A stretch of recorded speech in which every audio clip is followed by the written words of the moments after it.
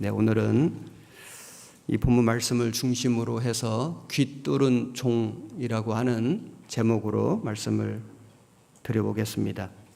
출애굽기 20장에는 십계명이 나옵니다. 십계명은 우리나라로 말하자면은 많은 법이 있는데 그 중에 헌법이라는 게 있지 않습니까? 가장 기본이 되는 법처럼 이스라엘 백성들에게 주신 많은 율법이 있는데 그 중에 가장 기본이 되는 법을 십계명이라고 할 수 있는데 출애굽기 20장에 십계명이 나옵니다. 그리고 21장 지금 읽은 이 21장부터는 이스라엘 백성들이 지켜야 할 사회 규범에 대해서 나옵니다. 그래서 이것을 시민법 또는 사회법이라고 할 수 있는데 여러 가지 법 중에서 가장 첫 번째 나오는 법이 종에 대한 법입니다. 종. 왕들이 법을 만드는 것은 백성들을 통치하기 위해서 만드는 겁니다. 하나님께서 이스라엘 백성들의 왕이 되셔가지고 법을 만드셨는데 이 이스라엘 나라는 하나님이 통치하시는 나라다. 그래서 하나님이 법을 만드신 겁니다. 하나님이 다스리시는 나라다. 하나님이 보호하시는 나라다. 하나님이 지켜주시는 나라인 겁니다. 그래서 하나님이 이스라엘의 왕이시기 때문에 이스라엘 나라의 법을 제정해 주셨습니다. 그리고 그 중에 첫 번째 법이 히브리 종에 대한 법인데 왜 이 종에 대한 법을 가장 먼저 말씀하셨냐면은 그 당시 종들은 사회에서 약자였습니다. 소외된 계층이었습니다. 가장 불쌍한 사람들이었습니다. 그래서 하나님은 모든 사람들 가운데 가장 불쌍하고 좀 연약한 그런 계층에 있는 사람들에 관한 법을 먼저 말씀하셨다. 가장 연약한 사람들, 불쌍한 사람들에게 먼저 하나님이 마음을 두시고 그리고 그들을 배려하셨다는 것을 알 수 있습니다. 그런데 여기 보면은 6년 동안 섬길 것이요 7년에는 값없이 나가 자유할 것이며 보통 세상에서는 한 번 종이 되면은 영원한 종인 겁니다. 그런데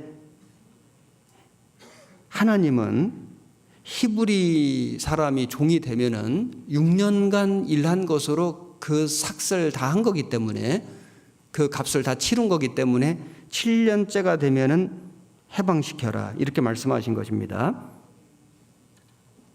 세상의 법과 하나님 법이 다르다는 걸 알 수 있습니다. 그리고 그냥 해방시키는 것이 아니고 살아갈 생활 대책까지 만들어 주어라. 이거 하나님이 얼마나 자기 백성을 사랑하셨는지를 알 수 있습니다. 여기 줄을 넣어서 표시를 좀 해놓으시고 신명기 15장을 찾아보시겠습니다.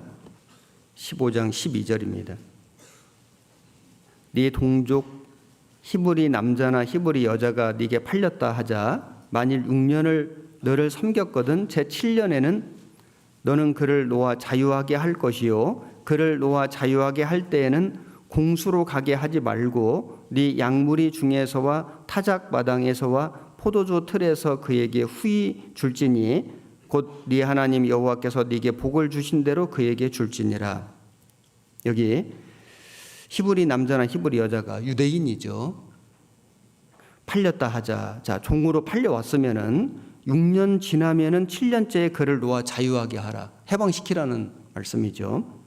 그런데 해방시킬 때에 그냥 가게 하지 말고 네 양무리 중에서 타작 마당에서와 포도주 틀에서 그에게 후히 줄지니. 그러니까 종살이하고 해방될 때에 그 이후에 살아갈 생활 대책까지 만들어 주어라. 이렇게 말씀하신 것입니다. 하나님이 얼마나 이 종들을 배려해 주셨는지 후대하셨는지를 알 수 있습니다. 출애굽기 21장 다시 보시겠습니다. 처음에 표시해 놓으신 본문입니다.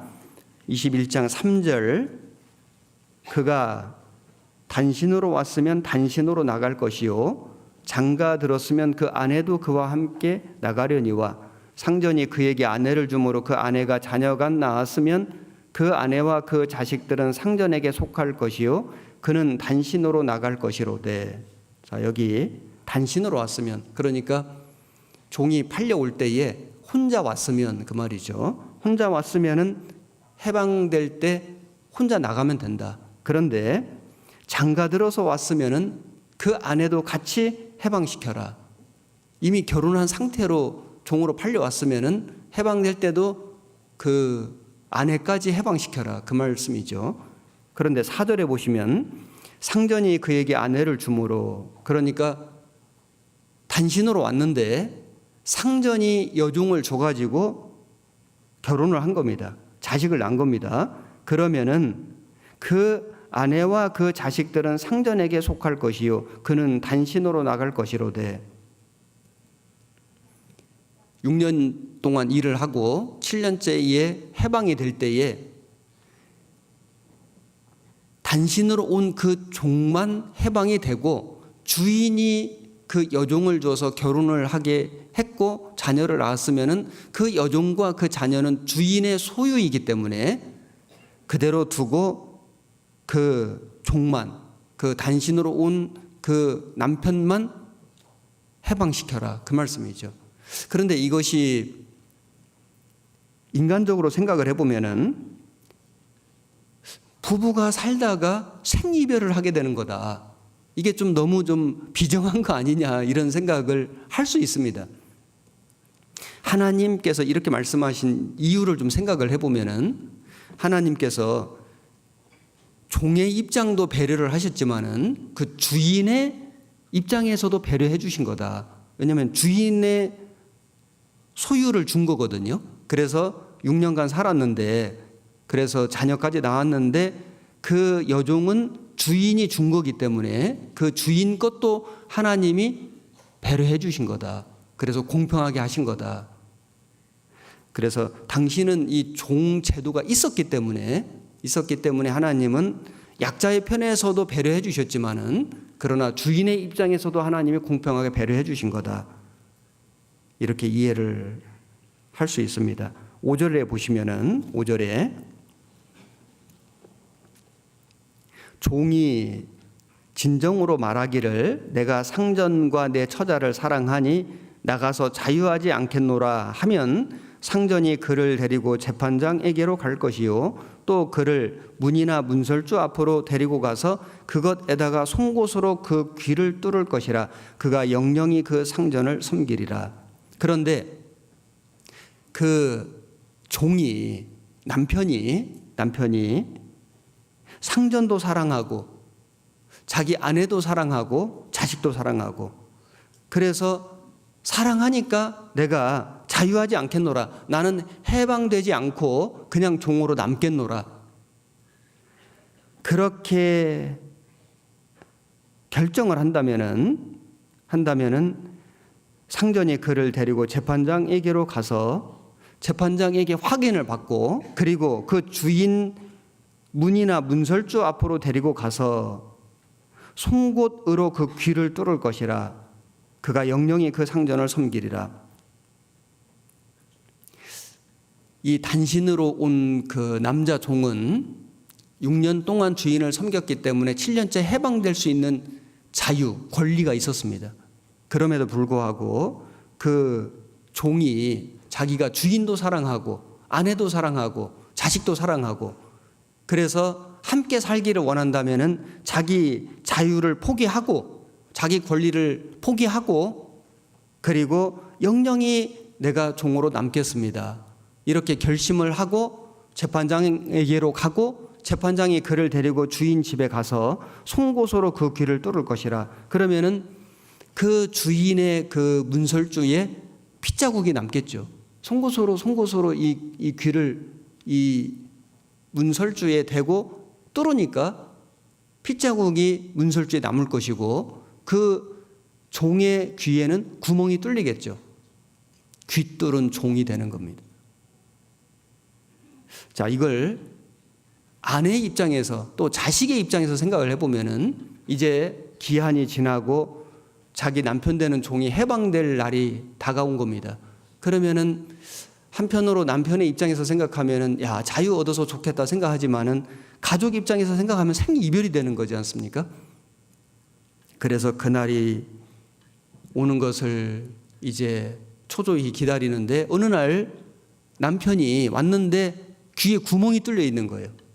그리고 말하기를 나는 주인도 사랑하고 당신도 사랑하고 자식도 사랑함으로 내가 이제 평생 그 주인의 종으로 남기로 결심했고 재판장에게 가서 확인하고 내가 주인의 집 문설주에서 이 송곳으로 귀를 뚫어놓으라 이렇게 말을 한다면은 그 아내와 자식은 이별 안 해도 되지 않습니까? 얼마나 참 감격이겠습니까? 얼마나 참 큰 기쁨이겠습니까? 그래서 귀 뚫은 종이 되는 겁니다. 자, 귀를 뚫은 종, 귀를 뚫었다는 게 무슨 의미가 있을까? 이걸 좀 생각을 해보겠습니다. 우선은 이 귀 뚫은 종은 우리를 위해서, 우리 죄인들을 위해서 2000년 전에 오셔서 십자가에 피 흘려주신 우리 예수님을 의미하는 것이다. 이것을 생각해 볼 수 있습니다. 여기 줄을 넣어서 표시해 놓으시고 이사야 42장을 찾으시겠습니다. 1절입니다. 구약성경 1017페이지 42장 1절부터 제가 읽겠습니다. 내가 붙드는 나의 종, 내 마음에 기뻐하는 나의 택한 사람을 보라. 내가 나의 신을 그에게 주었은즉 그가 이방에 공의를 베풀리라.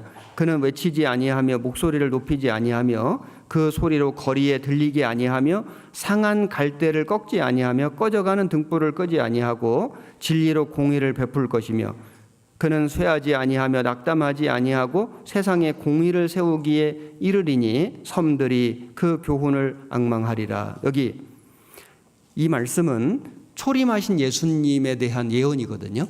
그래서 내가 붙드는 나의 종, 예수님은 종으로 오신 겁니다. 우리를 섬겨주시려고, 죽기까지 섬기시려고. 그래서 대속물로 자기 몸을 주려 하심이라. 죽기까지 하셨습니다. 사람의 모습으로 오셨죠. 그래서 종의 복음 또 인자복음, 그 마가복음이 종의 복음이고 또 인자복음이 누가복음입니다. 종으로 오신 예수님, 사람의 모습으로 오신 예수님을 표현했습니다. 나의 신을 그에게 주었은즉 성령님이 예수님과 함께 하셨습니다. 이방에 공의를 베풀리라. 그리고 2절에 그는 외치지 아니하며 목소리를 높이지 아니하며 그 소리로 거리에 들리게 아니하며 상한 갈대를 꺾지 아니하며, 우리 인생은 상한 갈대였습니다. 꺼져가는 등불이었습니다. 꺼져가는 등불을 끄지 아니하고 진리로 공의를 베풀 것이며, 그래서 예수님이 우리 인간을, 죄 많은 인생을 불쌍히 여기시고 우리를 대신해서 십자가 죽기까지 하신 겁니다. 우리를 섬겨주신 거죠. 종의 모습으로 오셔서 죽기까지 해주신 겁니다. 그래서 이 귀뚫은 종은 먼저는 우리를 섬기러 오신, 종의 모습으로 오신 예수님을 의미하는 거다. 이렇게 우리가 교훈 받을 수 있고, 그리고 그 예수님의 은혜를 깨달은 구원받은 그리스도인들이 스스로 우리 주님의 종이 되는, 자유를 버리고 주님의 종이 되는 모습이라고 할 수 있습니다. 디도서를 보시겠습니다.